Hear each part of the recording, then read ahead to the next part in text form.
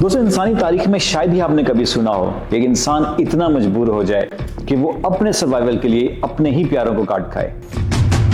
जी हाँ, मैं बात कर रहा हूँ 12 अक्टूबर 1972 को साउथ अमेरिका के एक मुल्क यूरुग्वे से उड़ान भरता हुआ एक चार्टर प्लेन जो कि जा रहा था चिली के शहर सैंटियागो में। इस प्लेन में सवार थे रग्बी के 19 प्लेयर, कुछ फ्रेंड्स एंड फैमिली मेंबर्स और जहाज के अमले के साथ कुल 45 लोग। ये उड़ान कुछ ज्यादा देर लंबी नहीं होने वाली थी। आमतौर पर यूरुग्वे से चिली जाते हुए सिर्फ 3 घंटे का ही वक्त लगता है, लेकिन रास्ते में आती हैं इंडीज की पहाड़ियां। ये पहाड़ियां साउथ अमेरिका की सबसे बड़ी लार्जेस्ट माउंटेन रेंज है और कोई हिमालय के बाद भी सेकंड लार्जेस्ट माउंटेन रेंज गिनी जाती है। इंडीज का ये खूबसूरत ग्लेशियर ही असल में हमारी इस कहानी में पैसेंजर्स के लिए एक बहुत भयानक किस्म की मुसीबत बनकर खड़ी हो जाती है।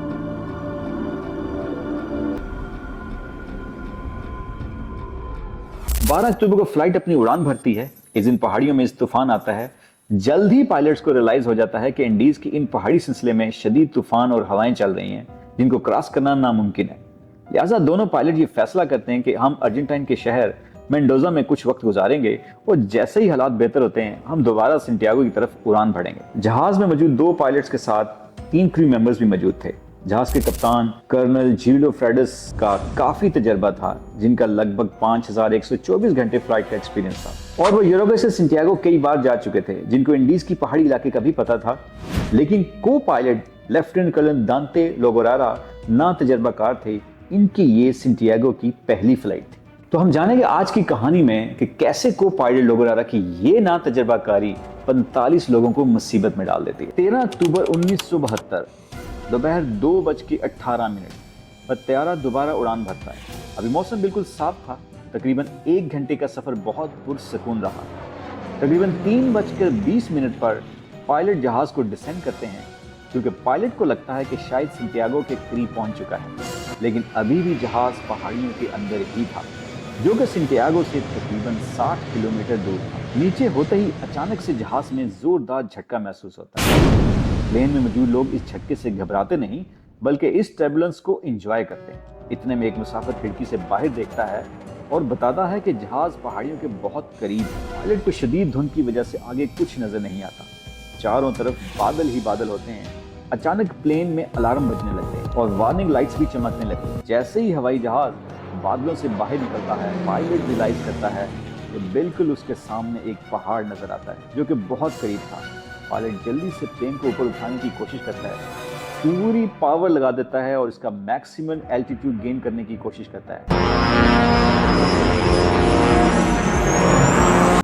पायलट फुल पावर से प्लेन उठाने की कोशिश करते हैं, लेकिन बहुत देर हो चुकी है और कुछ ही सेकंड बाद एक और जोरदार धमाका होता है और प्लेन का लेफ्ट विंग जो है वो पहाड़ी से टकरा जाता है। कुछ और पैसेंजर प्लेन से बाहर गिर जाते हैं और अब बचा था प्लेन का अगला कुछ हिस्सा। वो सीधा 350 किलोमीटर की रफ्तार से करीब ग्लेशियर में गिरता है। इस स्पीड से तकरीबन 700 मीटर तक ये स्लाइड करता है और मिलाकर एक चट्टान से टकराता है। प्लेन में सब कुछ तहस नहस हो गया था। जोरदार झटके से प्लेन के अंदर मौजूद सब चीज बिखर गई थी और प्लेन के अंदर सब कुछ उलट पुलट हो जाता है। प्लेन का कॉकपिट बुरी तरह तबाह होता है और इस कॉकपिट में मौजूद दोनों पायलट्स अपनी जान की बाजी हार जाते हैं। ये हवाई जहाज इंडीज के किसी अनजान पहाड़ी सिलसिले में बेयारो मददगार पड़ा था और किसी को कुछ मालूम नहीं था इसके जहाज के साथ क्या हादसा हुआ है। सबसे हैरानी की बात यह होती है कि 45 मुसाफिरों में से अभी भी 33 लोग जिंदा बच जाते हैं। कुछ लोग शदीद जख्मी हैं और कोई नहीं जानता कि अब उनका मुस्तकबिल क्या है। ये प्लेन अपनी डायरेक्शन से 80 किलोमीटर दूर है। दोस्तों, इंसानी बका की सबसे बड़ी दास्तान तो अब शुरू हुई है। ये सर्वाइवल की एक ऐसी कहानी है जो शायद आप सोच भी नहीं सकते। आए दोस्तों, यूरुग्वे एयरफोर्स फ्लाइट नंबर 571 की ये मुकम्मल कहानी जानते हैं आज की इस वीडियो।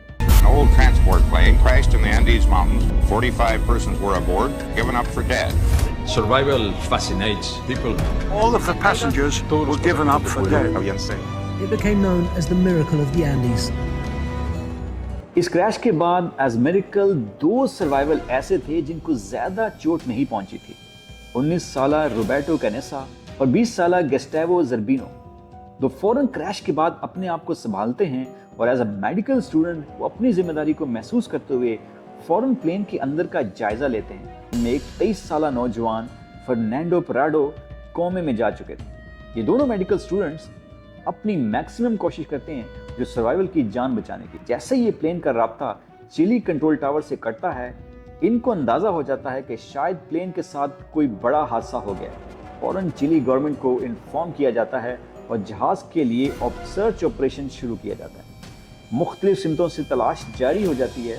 फौरन 4 हेलीकॉप्टर मुमकिना हादसे वाली जगह पर पहुंचते हैं और पता लगाने की कोशिश करते हैं कि एक्चुअली प्लेन के साथ क्या हादसा पेश आया, ताकि उसको रेस्क्यू किया जा सके। टीम रेस्क्यू दिन 4 बजे से रात गए तक इस प्लेन को तलाश करती है, लेकिन इनको कुछ नहीं मिला। वो देखो, कुछ लोग लिपस्टिक्स इकट्ठी करते हैं और जहाज की छत पर SOS लिखते हैं, क्योंकि बर्फ में मौजूद ये व्हाइट कलर का जहाज रेस्क्यू टीम को बिल्कुल भी नजर नहीं आता। लेकिन उनकी ये दोनों कोशिशें नाकाम हो जाती। हालांकि इस दिन कम से कम 3 हवाई जहाज इनको ढूंढते हुए इनके सर के ऊपर से गुजरते हैं। ये बहुत चिल्लाते हैं। पहाड़ों की निस्बत ऊपर वाली जगह पर जाकर ये उनको हाथ भी हिला। ये है 15 अक्टूबर का दिन। प्लेन को क्रैश हुए तकरीबन 3 दिन गुजर जाते हैं और पैसेंजर्स को अब ये बात समझ आ चुकी है कि उनका यहाँ पे सर्वाइवल इतना आसान नहीं है। प्लेन में जो सबसे बड़ी प्रॉब्लम उनको सर्दी के अलावा फेस करनी पड़ती है वो है खुराक की किल्लत और पानी की कमी। इस दौरान एक पैसेंजर पानी हासिल करने का एक तरीका ढूंढ लेता है। वो मेटल को एक सोलर कंडक्टर के तौर पर यूज करके वाइन की खाली बोतलों में बर्फ को पिघलाकर पानी की एक बूंद जमा करते हैं। कुछ लोग सीट्स के लेदर को एज ए स्नो शूज के तौर पर भी बर्फ पर चलने के लिए इस्तेमाल करते हैं और गद्दियों के फोम को जिस्म को गर्म करने के लिए इस्तेमाल करते थे। दोस्तों, हर अगला दिन एक नए चैलेंज के साथ आता था और ये बाहिम्मत लोग हर दफा मौत को शिकस्त देते रहे। 16 अक्टूबर हादसे के 3 दिन बाद फर्नांडो प्राडो जो कोमे में थे वो एकदम होश में आ जाते हैं। जैसे ही वो कोमे से उठते हैं, उन्हें ये रियलाइज होता है कि कितना नुकसान हो गया है। उनकी माँ इस हादसे में मारी जा चुकी हैं और उनकी 19 साला बहन शदीद जख्मी। प्राडो अपनी बहन की जिंदगी बचाने की बहुत कोशिश करते हैं, लेकिन क्रैश के 8 दिन बाद उनकी बहन भी जिंदगी की बाजी हार जाती है। दोस्तों, ये कहानी सच से जुड़ी है। हम नहीं जानते कि हमारे आने वाले दिनों में हमारे साथ क्या होने वाला है। आप जहाँ कहीं भी हैं, जिस भी हालत में हैं, कम से कम इनसे बुरे या खतरनाक हालत में नहीं है। लिहाजा आज को जिए और जो कुछ आपके पास है उसके लिए थैंकफुल रहें। दोस्तों, असल मुसीबत तो इनके लिए अब शुरू होती है। 21 अक्टूबर क्रैश के 8 दिन बाद सर्च ऑपरेशन ये डिक्लेयर करती है कि ये ऑपरेशन मजीद कंटिन्यू नहीं रखा जा सकता और तमाम पैसेंजर्स को एज ए डेड डिक्लेयर करके इस सर्च ऑपरेशन को खत्म कर देती है। इन्हें लगता है कि तमाम पैसेंजर किसी बर्फानी पहाड़ी के नीचे आके दब के मर चुके हैं, ये नामुमकिन है। इसी दौरान सर्वाइवर को एक सामान में ट्रांजिस्टर रेडियो मिलता है, जिसको वो काफी तगोदो के बाद चालू कर लेते हैं और कुछ रेडियो स्टेशन को भी फ्रीक्वेंसी मैच कर लेते हैं और इसी चैनल पर वो खबर इन पर एक और क़यामत बनकर टूटती है जब वो ये सुनते हैं कि एंडीज में मौजूद प्लेन क्रैश के तमाम मुसाफिरों को डेड करार दिया गया और सर्च ऑपरेशन रोक दिया गया। अब सर्वाइवर के पास कुछ ज्यादा खुराक नहीं थी। 11 दिन गुजर चुके थे।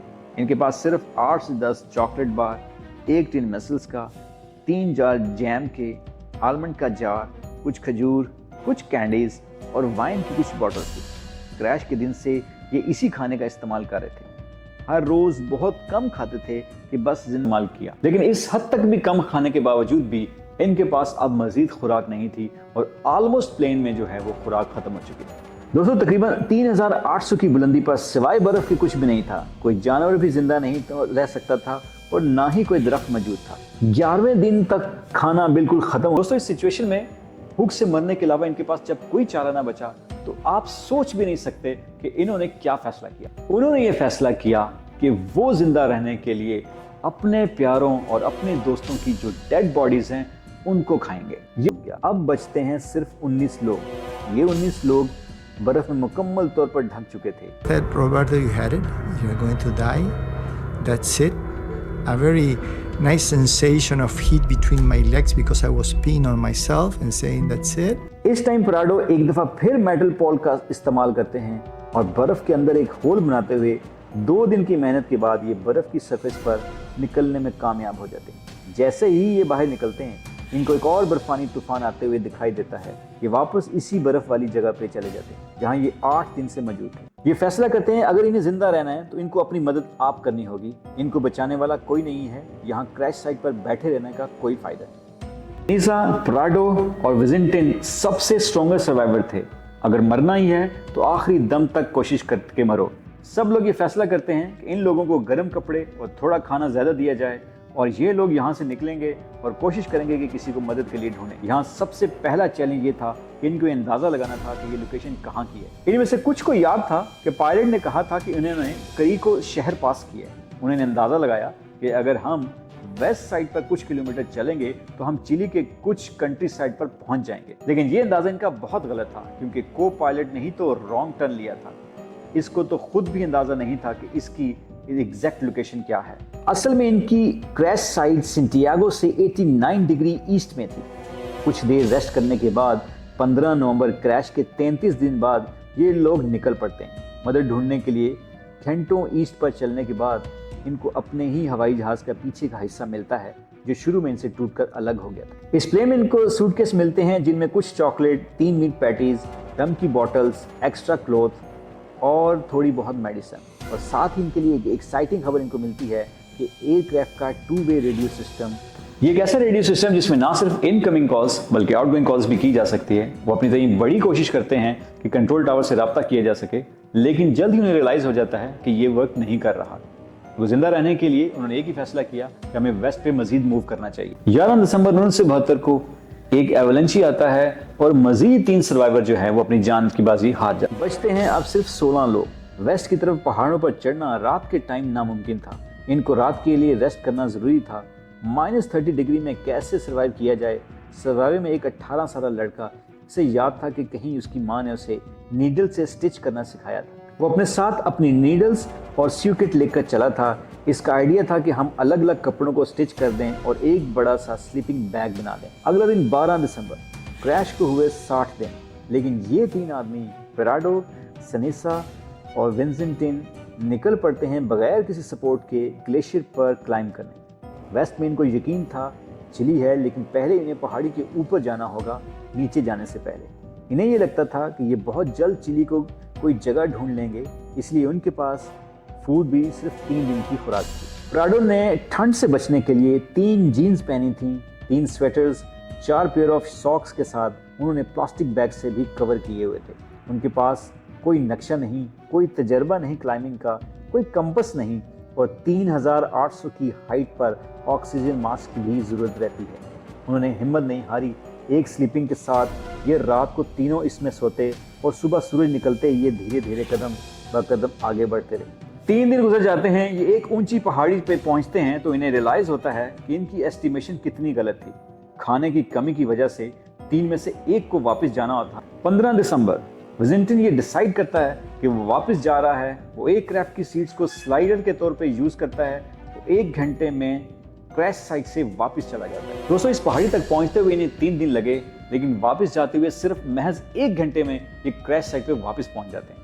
प्राडो और सनेसा आगे बढ़ते हैं और 3 घंटे की क्लाइंबिंग के बाद उनको पता चलता है कि आगे जो पहाड़ी सिलसिला है वो इससे भी ज्यादा खतरनाक और दूर दूर तक फैला हुआ है। प्राडो कहते हैं कि जो मैंने मंजर देखा वो बहुत भयानक था कि दूर दूर तक जहां नजर जा रही थी हमें सिर्फ पहाड़ ही पहाड़ नजर आ रहे थे। फिर 360 डिग्री ये अपनी नजर दौड़ाते हैं, शायद कुछ तो दिखाई दे।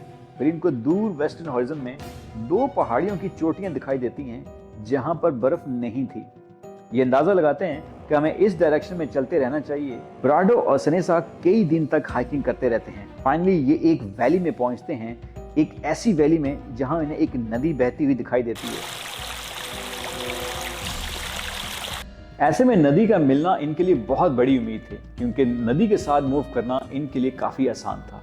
ये उसी सीमत चलते रहते हैं और 9 दिन की ट्रैकिंग के बाद 20 दिसंबर को इनको इंसानों की कुछ प्रेजेंस मिलती है। इनको खेतों में गायें और कुछ जानवर नजर आते हैं। ये इतना थक गए थे कि अब इनके लिए मजीद चलने की हिम्मत नहीं थी। तभी नदी के दूसरे किनारे इनको घोड़े पर बैठे 3 लोग नजर आते हैं। प्राडो हिम्मत करते हैं और चिल्लाने की कोशिश करते हैं, लेकिन नदी का शोर इतना ज्यादा है कि दूसरी तरफ आवाज नहीं जा रही होती। लकीली घोड़े पर सवार एक शख्स प्राडो को देख लेता है और कहते हैं टुमारो, यानी कि मैं कल आऊंगा। अगले दिन वो शख्स दोबारा आता है, लेकिन इस दफा वो अपने साथ पेन और कागज साथ लाता है। वो इस पेपर और पेंसिल को पत्थर के साथ अटैच करता है और धागे के जरिए नदी की दूसरी तरफ फेंकता है जहां प्राडो और सनेसा मौजूद थे।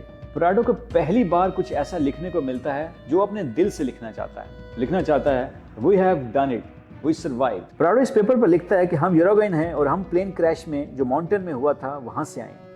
हम 10 दिन से पैदल चल रहे हैं, मेरे जख्मी दोस्त प्लेन के क्रैश साइट पर मौजूद हैं। हमें जल्दी से मदद की ज़रूरत है। हम नहीं जानते मदद कैसे मिलेगी। हमारे पास खाने नहीं है, हम कमज़ोर हैं, हमारे पास चलने की हिम्मत नहीं बची। प्लीज़ हमें बचा लो। दूसरी तरफ इस पेपर को रिसीव करने वाला आदमी एक किसान था, सर्गियो कैटलन। वो इस नोट को पढ़ता है तो ये बात अपने दोस्तों को इसके बारे में बताता है। ये किसान फौरन वेस्ट की जानिब अपने घोड़े को दौड़ाते हैं। फाइनली ये करीबी शहर में जाकर ये खबर आर्मी के हेडक्वार्टर को बताते हैं, जो सैंटियागो में मौजूद हेडक्वार्टर को ये खबर देती है। ये कहानी बताती है कि इंसान तब हारता है जब उसको दिल से मान लेता है। Where there is a will, there is a way। दोस्तों, इस कहानी को मिरेकल ऑफ इंडीज के नाम से याद रखा जाता है। अगर आपको ये वीडियो पसंद आई हो तो ज़रूर शेयर कीजिए, लाइक करें, कमेंट करें, और अगर आप मज़ीद इसी तरह की वीडियोस देखना चाहते हैं तो हमारे चैनल को सब्सक्राइब करें। मिलते हैं एक नई वीडियो के साथ, एक नई डॉक्यूमेंट्री के साथ। अल्लाह हाफ़िज़।